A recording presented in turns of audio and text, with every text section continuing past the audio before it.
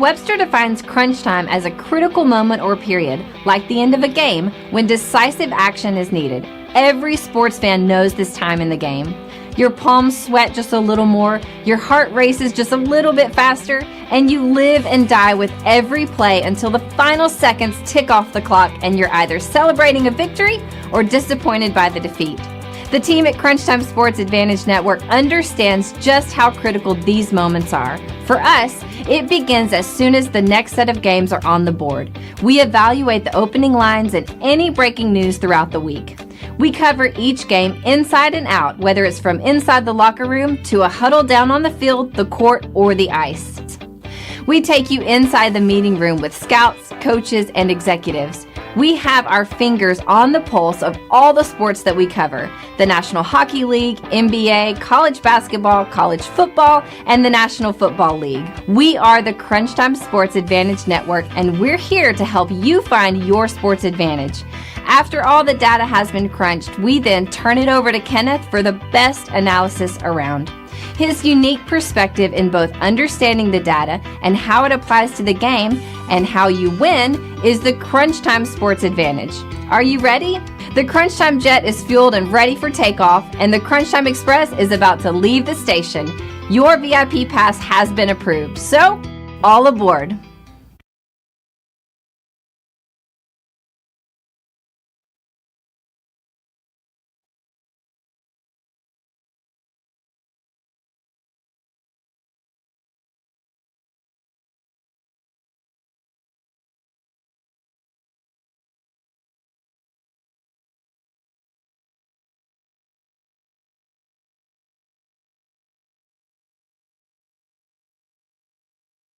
Welcome to the 2024 College Football Team Autopsy Report. An autopsy report is a document that summarizes the findings of an autopsy, an examination of a body after death. It includes details of the examination, tests, and observations performed, as well as the cause and manner of death. Just like a real autopsy report, the Crunch Time Sports Advantage Network College Football Autopsy Report examines a team's body of work after the season has concluded. This report includes a review of the team's season wins total and whether they met expectations, key offensive, defensive, and special teams metrics that shaped the season, a deep dive into coaching decisions, including situational play and fourth down aggressiveness, a final season grade evaluating execution, performance in key moments, and consistency, the final verdict analyzing what went right, what went wrong, and what must be fixed for 2025. With the 2024 season in the rearview mirror, it's time to examine the patient. To present the findings, we have called in our Chief Medical Examiner and Senior Analyst, Kenneth. Coming up in this episode, we will be examining the Cincinnati Bearcats. Cincinnati finished with a 5-7 record and 3-6 in the Big 12. Head coach Scott Satterfield in his second season has really struggled since leaving Appalachian State. In his 5 years at App State, his record was 47-16. During his 4 years at Louisville, he was only 25-24, and during his 2 years in Cincinnati, he is only 8-16. Coach Satterfield will be a coach on the hot seat entering the 2025 season. And Tina, you could not be more correct about that statement about head coach Scott Satterfield. Let's put this team on the operating table to find out what was the cause of death for the Cincinnati Bearcats in 2024. And we'll start right there with the season betting total for this team. Back in June, that win total was at 5.5. Folks, they did not meet that win projection, only winning 5 games in 2024. Now, when we look at our composite win total in season, 3 key metrics make up that number. Folks, we projected this team to be at a 6.2 win total. So about a 1 game difference from where they finished up the year to where we had them projected. And if we just take a quick snapshot of their season from last year, what game did this team win that they probably should not have. And when I look at that game, I'm going to go right there to week 7 against UCF. They won that game 19-13. But when I really dig into the numbers, UCF had 2 turnovers in that ball game that were extremely costly. So, folks, let's get into the breakdown for this team. I just gave you their composite win total. Now, let's take a look at their strength of schedule and strength of record. And as we always like to talk about here on the Crunch Time Sports Advantage Network, your strength of schedule, that is what you can control. Who is on your schedule? Your strength of record, how well do your opponents perform throughout the season? That's not something you can control. So let's take a look at the breakdown here. And if we look at both of these numbers, we start to kind of get a gauge of what the Cincinnati Bearcats in 2024 were up against. Their strength of schedule, 51.4%, 24th toughest in the FBS last year. Their strength of record, basically their opponent's winning percentage, 62% is what their opponents went on to do last year as a total, 13th best. So not only did this team face a difficult schedule from a power ranking standpoint, but their opponents absolutely excelled. And when we take a deep dive into that, we're going to start to get some of those data points. So key takeaway, Cincinnati underperformed their expected win total, largely due to inconsistencies in execution and struggling against quality opponents. And as we start to pull up their offensive breakdown, if I would sum up this Cincinnati offense from 2024, I would describe it in this bullet point. Strong ground game, but struggled in key situations. So let's take a look, as we like to do here, is how good were the defenses that Cincinnati faced last year? Once again, looking at teams from just a Power 4 standpoint, so that's about 68 teams. How many of their opponents' defenses ranked inside of the top 68? Well, if you're watching this on YouTube, you can see the graphic. I'm going to go through it for all of our listeners on your podcast platform. Thank you for joining us. Okay, so Pittsburgh was ranked 56th. Miami of Ohio was ranked 42nd. Houston was ranked 26th. That's 3. Then UCF was 61st. Arizona State was 24th. Colorado was 16th. West Virginia was 59th. Iowa State was 11th. Kansas State was 25th. And then finally, TCU was 53rd. And when we look at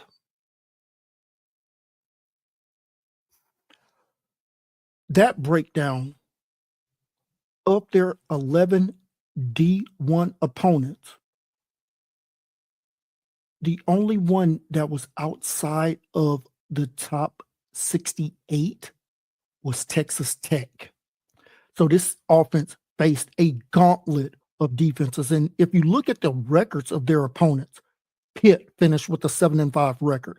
Miami of Ohio finished with an 8-4 regular season record. Texas Tech also 8-4. Arizona State 10-2. We know that this team made the college football playoffs. Colorado was 9-3. West Virginia made it to a bowl game with the 6-6 record. Iowa State was 10-2.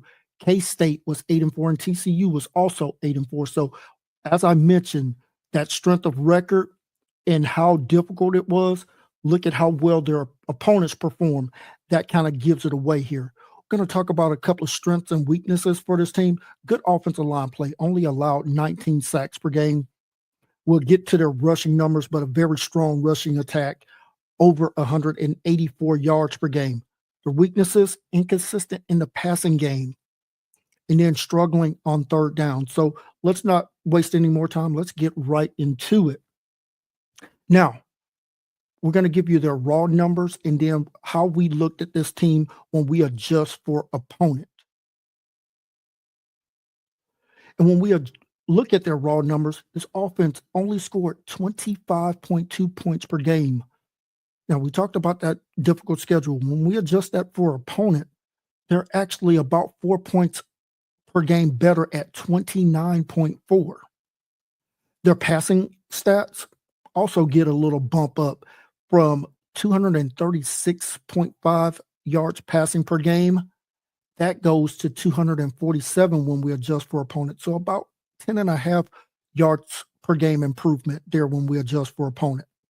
Their rushing numbers also improve, going from 184 yards per game to 205. So about a 21 yard per game difference. And when we look at their total offense, goes from about 420.5 yards per game up to 452 when we adjust for opponents. So almost a 31 yard improvement when we adjust for opponent. Now, this team averaged an adjusted yards per play at 6.7 yards per play. NCAA average was 5.8. So offense, there's some things to be encouraged about for the Bearcats. Drives ending with a score. NCAA average of 39.8%. This team, when we adjust, 49.2. As far as drives ending with a touchdown, average 28.7%. The Bearcats were at 33.6%. And third down conversion, when we adjust that out, NCAA average of 39%, they were at 43%. So there is some hope here for the Bearcats. Their offensive line, as I mentioned, only allowing 19 sacks.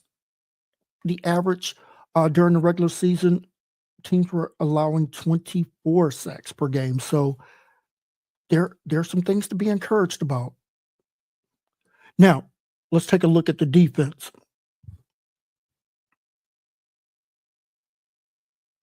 How good were the offenses that Cincinnati's defense faced last year? And again, we're going to use that 68 barometer for how good were the offenses that you face. So let's take a look at those numbers here. Pitt was 65th last year as far as their offense goes. Texas Tech was 9th. UCF was 24th. Arizona State was 28th. Colorado was 14th. West Virginia was 36th. Iowa State was 16th. Kansas State was 29th. And TCU was 17th. So 9 teams' offenses were in that top 68. Cincinnati faced a pretty good breakdown of teams from an offensive standpoint. If I had to sum up their defense, I would probably say inconsistent, but showed some promise. What were their strengths last year? Solid pass defense, forced some turnovers in key moments, and good red zone stopping power. Their weaknesses, they struggled against the run.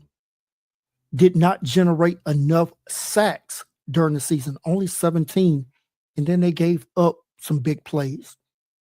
But before I go to the defense, let me backtrack here as I forgot to give out our 3 E's for the Bearcat offense. How effective were you? How explosive were you? And how efficient were you? So the Bearcats, from an effective standpoint, they were 20th. As far as being an explosive offense, they were 56th. And as far as being efficient, they were 36th. Overall, the Bearcats were our 37th rated offense in 2024. Now, let's get back over to the defense. I do apologize for skipping over that. Now, points per game. The Bearcats averaged allowing 24.6 points per game. When we adjust that for opponent, goes down to 19.3, so an improvement of 5 points per game. Their passing defense also improved, going from 223 down to 189, so an improvement of 34 yards per game. Their rushing defense also improved when we adjust for opponent, going from 163 yards per game down to about 153, so a 9-yard per game rush defense improvement. Their total defense, 384 yards per game is what they allowed. When we adjust that for opponent, goes down to 342 yards per game, so an improvement of about 44 yards per game. So you hear some of the improvements, but now here's where the rubber kind of meets the road just a little bit. Bearcat defense, as I mentioned, showed some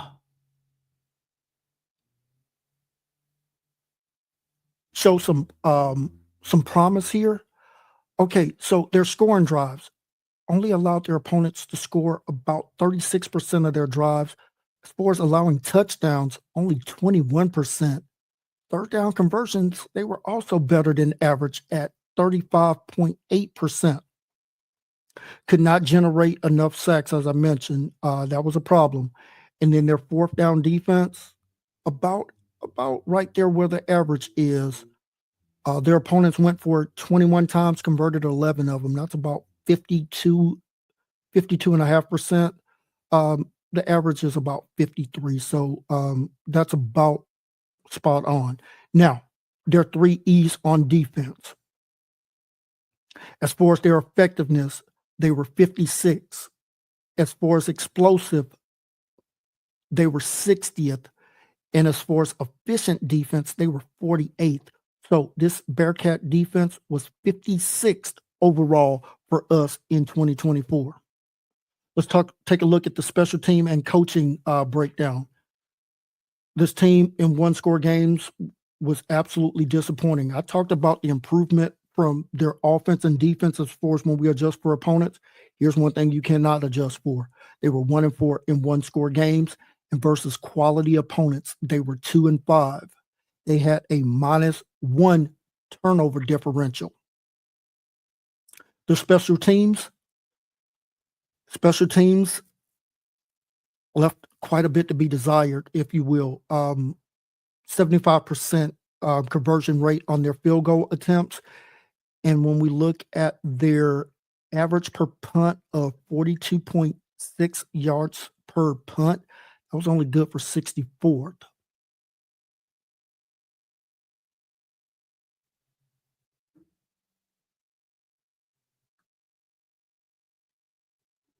And I misspoke about their turnover differential. Their turnover differential was not a -1. It was actually, it looks like, let me take a look here. It was actually a -4 on the turnover differential. So, correction there by your host, as I just got that in my ear.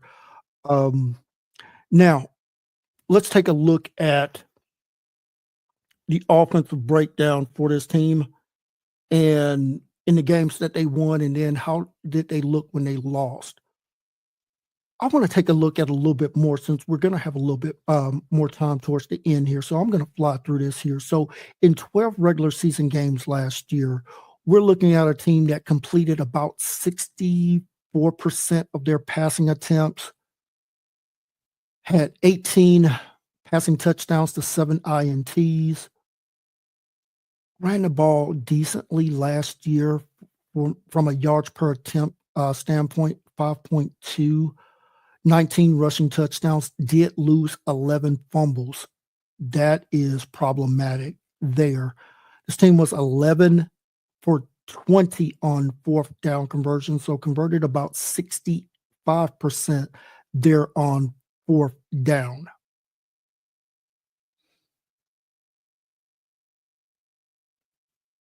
As far as their defense goes, let's take a look at their defense real quickly from a season standpoint.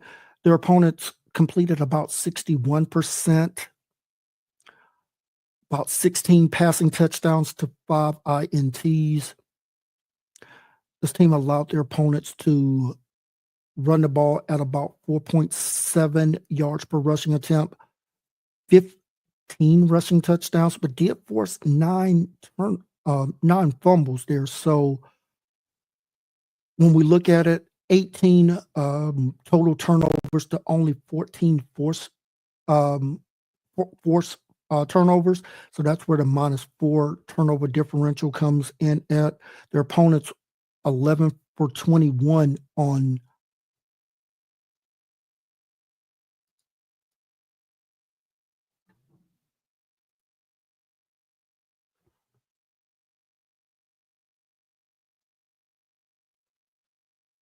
fourth down there. So when we take a look at it, there's again a lot to be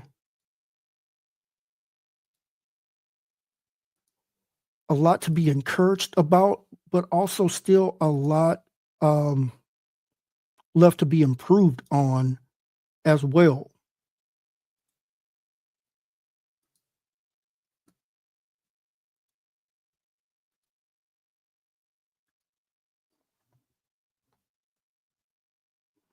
I'm just summing something up really quickly here, so I do apologize for that. So let's get into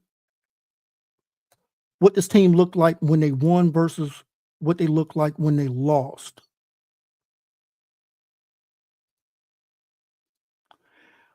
All right, so when this team won, they were averaging in those 5 games 28.4 points per game, about 246 yards per game passing, 8 yards per attempt, 11.6 yards per completion. They were running the ball about 35 times per game for 185 yards per game,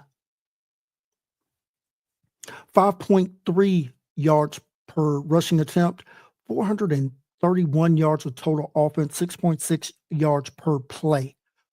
In their 7 losses, they were averaging about 22.9 points per game,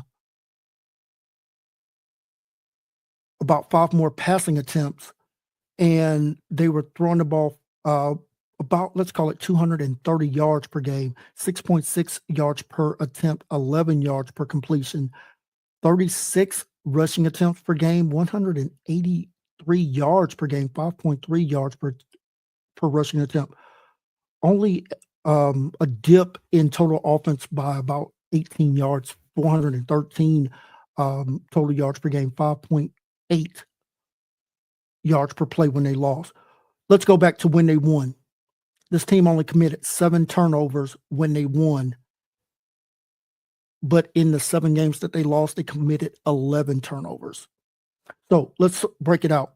When this team won, they were scoring about 5.5 points per game more. Passing yards were up about 16 yards per game.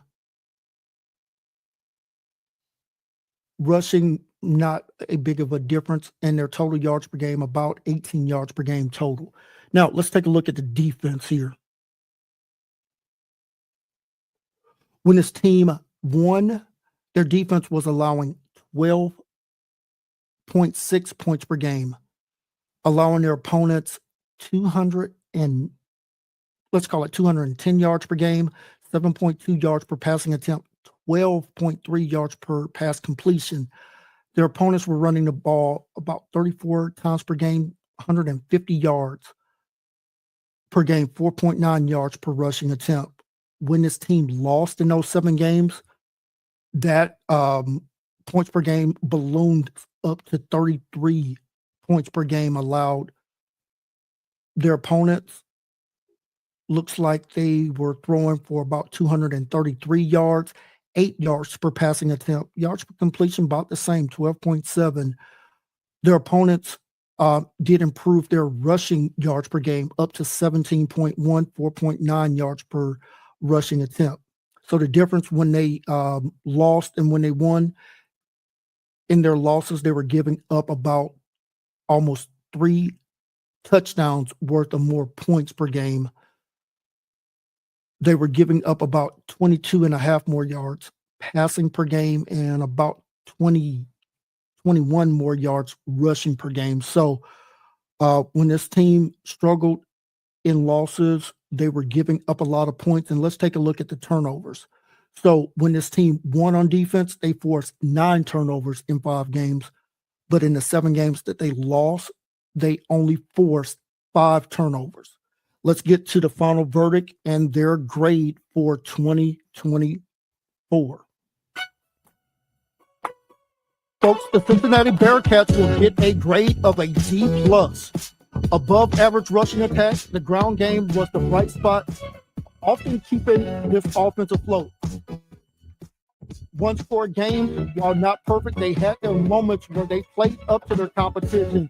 Defensive potential showed flashes of strong defensive play, but inconsistency held this team back.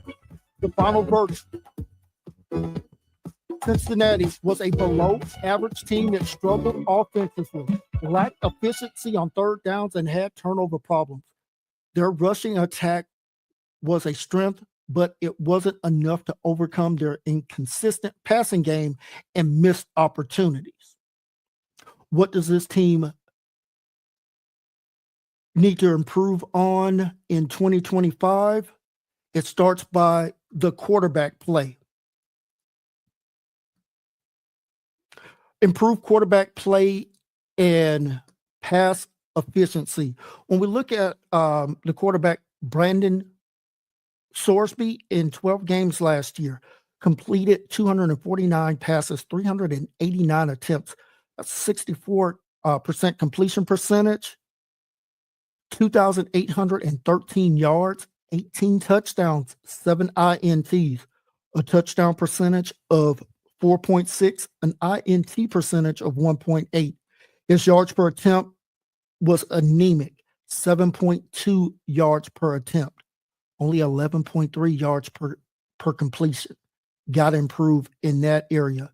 When I take a look at their running game, Corey Kenner, the bright spot as far as this rushing attack, 204 carries, 1,153 yards rushing, 5.7 yards per carry, but only found a touchdown 4 times on the ground. This team has got to improve on the offensive side of the ball quite significantly. Key number 2 for what this team has to improve on in 2025, develop a more balanced approach. I just talked about how the quarterback play has to improve. That will improve the offensive approach there for the Cincinnati Bearcats. Limit turnovers, improve red zone execution on the offensive side of the ball. If the Bearcats can improve in these areas, Bearcats can return to bowl eligibility in 2025.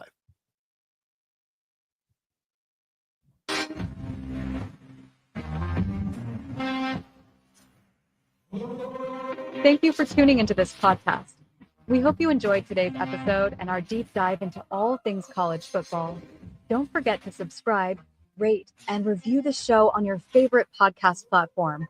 And if you're watching on YouTube, be sure to like this video and hit that subscribe button. You can follow us on Twitter at CrunchTimeVIP for updates, insights, and more content. And make sure to visit our website at CrunchTimeSportsAdvantage.com for in-depth blogs, game previews, and information about our Crunch Time Express handicapping packages. Thanks again for listening, and we'll see you next time for our next patient on the 2024 College Football Autopsy Report.